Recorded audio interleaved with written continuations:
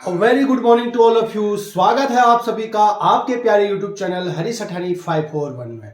और आज की वीडियो में हम देखेंगे हिमज्योति पेपर। तो हिमज्योति के पेपर में कुछ क्वेश्चन जो है रीजनिंग के भी आते हैं, अर्थात मेंटल एबिलिटी टेस्ट के भी आते हैं। तो उसी में से देखते हैं पेपर की तैयारी के लिए। तो क्वेश्चन नंबर 1 है टिक ऑड वन बाय साइन टिक अलग बताओ। तो हमें जो इस 4 ऑप्शन दिए हैं, इन 4 ऑप्शनों में जो अलग होगा उस अलग ऑप्शन को क्या करना है, टिक करना है। ऑड वन आउट का मतलब होता है 4 ऑप्शनों में से 3 एक जैसे होते हैं, एक ऑप्शन अलग होता है। तो जो भिन्न ऑप्शन होता है उसको हमने टिक करना है। तो इस चीज का ध्यान रखना है आपने। तो ये क्वेश्चन वहां पेपर में पूछा जा रहा है पिछली बार से, तो इसको हम देखते हैं। सर्कल, ट्राइंगल, स्क्वायर, कोन। तो हम देखेंगे सर्कल मीन्स होता है वृत्त, ट्राइंगल मीन्स त्रिभुज, स्क्वायर मीन्स वर्ग, कोन मीन्स शंकु। तो हमको पता है जो सर्कल है ये 2D आकृति है। 2D मतलब 2 डायमेंशन, अर्थात जिसमें केवल 2 विमाएं होती हैं, अर्थात 2 डायमेंशन होती हैं, लेंथ और विड्थ। और ट्राइंगल ये भी 2D आकृति है, 2 डायमेंशनल। और स्क्वायर ये भी 2D आकृति है, लेकिन जो कोन है वो 3D आकृति है। 3D का मतलब होता है इसमें 3 होते हैं, लेंथ, ब्रेथ और हाइट। तो लंबाई, चौड़ाई, ऊंचाई, जिसमें 3 चीजें होती हैं उसको 3D कहते हैं। जिसमें लंबाई और चौड़ाई होता है उसको जो है 2D आकृति कहते हैं। तो ये कोन जो है अलग हो जाएगा।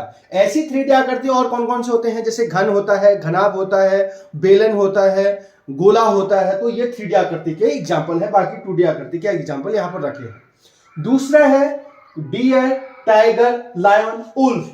तो उल्फ इसमें जो है अलग क्या होगा बताना है आपको। तो आपको इसमें अलग हो जाएगा, ऑप्शन ए जो है अलग हो जाएगा, इसमें टिक कर देना है। डियर मीन्स होता है हिरन, टाइगर मीन्स, और ये देखो जो डियर है, ये डियर जो है शाकाहारी है, यानी ये केवल पेड़ पौधों से प्राप्त जो घास पत्तियां हैं इन चीजों को खाता है। तो ये जो है ये शाकाहारी है। जबकि ये जो है टाइगर है, लायन है, उल्फ भेड़िया, तो ये सब जो है कार्निवोरस है, यानी मांसाहारी हैं। ये टाइगर भी मांस खाता है, फ्लैश खाता है, लायन भी फ्लैश खाता है, मांस खाता है, उल्फ भी जो है मांस खाता है। लेकिन जो हिरन है वो शाकाहारी है, हर्बीवोरस है, बाकी 3 कार्निवोरस है, इसलिए ये अलग हो गया। तीसरा क्वेश्चन है काव, फॉक्स, गोट, बफेलो। इसमें कौन अलग हो जाएगा? तो इसमें फॉक्स जो है अलग हो जाएगा। काव गाय, फॉक्स मीन्स जो है लोमड़ी, गोट मीन्स बकरी, और बफेलो मीन्स भैंस। तो हमको पता है काव को भी हम ये डोमेस्टिक एनिमल है, गोट को भी जो है हम पालते हैं, डोमेस्टिक एनिमल है, बफेलो भैंस वो भी हम पालते हैं तो डोमेस्टिक एनिमल हो गया। फॉक्स को हम नहीं पालते हैं तो ये वाइल्ड एनिमल हो गया। तो domestic animal, domestic animal, domestic animal, ये वाइल्ड एनिमल है, इसलिए ये क्या हो गया, अलग हो गया।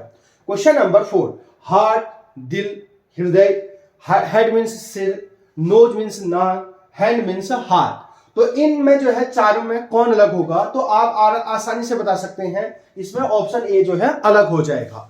ये जो हार्ट होता है ये बॉडी का इंटरनल पार्ट होता है, अंदर है, यानी ये बाहर से नहीं दिखाई देगा हमारा हार्ट, अंदर होता है हृदय।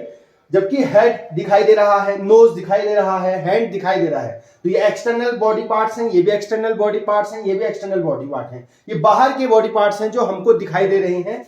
हार्ट जो है नहीं दिखाई देता है, तो वो इंटरनल बॉडी पार्ट्स ऑर्गन हो गया। Question number 5, pen, eraser, book, red. इसमें क्या अलग होगा? तो आपको पता है इसमें अलग हो जाएगा रेड। रेड मीन्स चूहा। ये जो पेन है, इरेजर है, बुक है, ये स्टेशनरी के समान है, अर्थात पठन पाठन में जो है कहीं ना कहीं प्रयोग किए जाते हैं, पढ़ने लिखने की सामग्री है। जबकि चूहा अलग हो जाएगा। अगला है question number 6, mango, pineapple, carrot, orange. तो इसमें क्या अलग होगा आपको जो है कमेंट बॉक्स में बताना है कि मैंगो मीन्स आम, पाइनएप्पल अनानास, कैरेट मीन्स गाजर, और ऑरेंज मीन्स संतरा। तो इन 4 ऑप्शनों में क्वेश्चन नंबर 6 का आंसर आपने कमेंट बॉक्स में। नंबर 2 को देखते हैं। तो क्वेश्चन नंबर 2 का जो क्वेश्चन है वो है सार्थक क्रम में लिखो, यानी इसको सिस्टमैटिक ऑर्डर में लिखना है। सिस्टमैटिक ऑर्डर का मतलब होता है जो पहले आया हो उसको पहले लिखते हैं, यानी छोटे से बड़े की ओर जाते हैं। तो जो सबसे पहले हुआ होता है उसको पहले, फिर उसके बाद, फिर उसके बाद, फिर उसके बाद। तो इस क्रम में जब लिखते हैं तो उसको कहते हैं सार्थक क्रम, सिस्टमैटिक ऑर्डर या अर्थपूर्ण लॉजिक ऑर्डर में लिखना। तो जैसे दिया है राष्ट्र, गांव, शहर, जनपद, राज्य। तो इसमें जो सबसे छोटा है, यानी छोटे से शुरू करेंगे, तो इसमें सबसे छोटा होता है गांव। तो गांव सबसे छोटा हो जाएगा गांव। गांव के बाद आपको आता है शहर। जब लोगों की संख्या बढ़ती जाएगी तो शहर आ जाएगा। गांव के बाद सबसे छोटा इकाई गांव, गांव से थोड़ा बड़ा शहर, शहर से बड़ा जनपद, यानी एक जिला जो है फिर शहर के बाद आएगा, जनपद के बाद आएगा, जनपद के बाद आएगा राज्य, कोई राज्य, और राज्य के बाद आएगा राष्ट्र, तो राष्ट्र सबसे बाद में आएगा। तो ये इसका सिस्टमैटिक ऑर्डर है, यानी छोटे से बड़े की ओर। तो सबसे पहले गांव, गांव के बाद शहर, शहर के बाद जनपद, जनपद के बाद राज्य, राज्य के बाद राष्ट्र। क्वेश्चन नंबर 2 को देखते हैं। विमान, कोमा रुकना, कोमा हवाई अड्डा, कोमा रनवे, कोमा उतरना।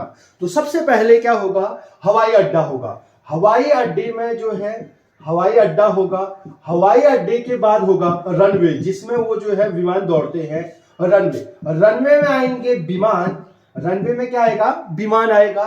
विमान फिर जो है रुकेगा, विमान जैसे रुकेगा उसके बाद लोग उतरना होगा, यानी लोग उतरेंगे।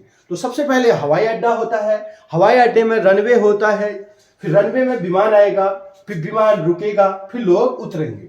तो इसी प्रकार अगला क्वेश्चन नंबर 3 देखते हैं। आदमी, लड़का, शिशु, बूढ़ा, मृत्यु। तो इसका सार्थक क्रम क्या होगा, तो सबसे पहले होगा शिशु, सबसे छोटा बच्चा होगा शिशु।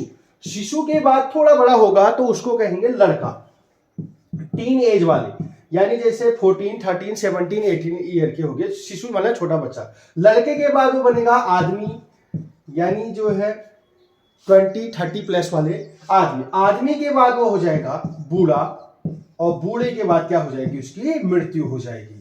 तो ये इसका क्या था, सार्थक क्रम। तो सबसे पहले शिशु, छोटा बच्चा, उसके बाद उसको फिर उसकी जो बड़ी एज होगी, एज बढ़ती जाएगी तो उसको लड़का कहेंगे, उससे बड़ा एज हो जाएगा तो उसको आदमी कहेंगे, फिर बूढ़ा कहेंगे, फिर मृत्यु हो जाएगी। अगला है वाक्य, कौमा अध्याय, कौमा शब्द, कौमा पैराग्राफ, कौमा किताब। तो सबसे पहले शब्द होते हैं, शब्द, शब्दों से बनेगा वाक्य, शब्दों से क्या बनेगा, वाक्य बनेगा। और वाक्य से क्या बनेंगे, वाक्य से बनेगा पैराग्राफ, वाक्य से क्या बनेगा, पैराग्राफ। पैराग्राफ के बाद क्या बनेगा, अध्याय, और अध्याय के बाद क्या बनेगा, किताब, अध्याय के बाद क्या बनेगा, किताब। तो सबसे पहले क्या आएगा, शब्द, जैसे राम ले लिया मैंने एक शब्द, मोहन ले लिया, जाता है ले लिया, तो ये हो गया शब्द। अब वाक्य बन जाएगा, राम और मोहन विद्यालय जाते हैं, तो ये वाक्य बन गया। फिर राम मोहन जाते हैं, वो उनकी कहानी आ जाएगी, छोटा सा पैराग्राफ आ जाएगा, फिर वो पूरा अध्याय आएगा, पूरा चैप्टर आ जाएगा, चैप्टर के बाद पूरी किताब आ जाएगी। तो अगला है लकड़ी, कौमा पौधा, कौमा मेज, कौमा पेड़, कौमा बीज। तो सबसे पहले बीज होगा, बीज, बीज सबसे पहले होगा। बीज से क्या बनेगा, पौधा, बीज से क्या बनेगा, पौधा, और पौधे से क्या बनेगा, आप देखेंगे तो पौधे से बनेगा पेड़, पौधे से क्या बनेगा, पेड़, और पेड़ से हमको क्या मिलेगी, लकड़ी, पेड़ से क्या मिलेगी हमको, लकड़ी, और लकड़ी से हम क्या बनाएंगे, मेज। तो ये हो गया इसका सार्थक क्रम। तो सबसे पहले हम बीज बोएंगे, बीज बोने के बाद वो पौधा लगेगा, और जैसे ही पौधा बड़ा होगा तो उसको पेड़ की संज्ञा दे देंगे, फिर पेड़ की टहनियां काट के हम उससे लकड़ियां ले लेंगे, और लकड़ी से क्या बन जाएगा, मेज बन जाएगा। तो सार्थक क्रम आपको समझ में आ गया, अर्थात छोटे से बड़ा, यानी जिसका जो ऑर्डर होता है उसी क्रम में लगाना सार्थक क्रम कहलाता है। तो ये पेपर में पूछा जा रहा है।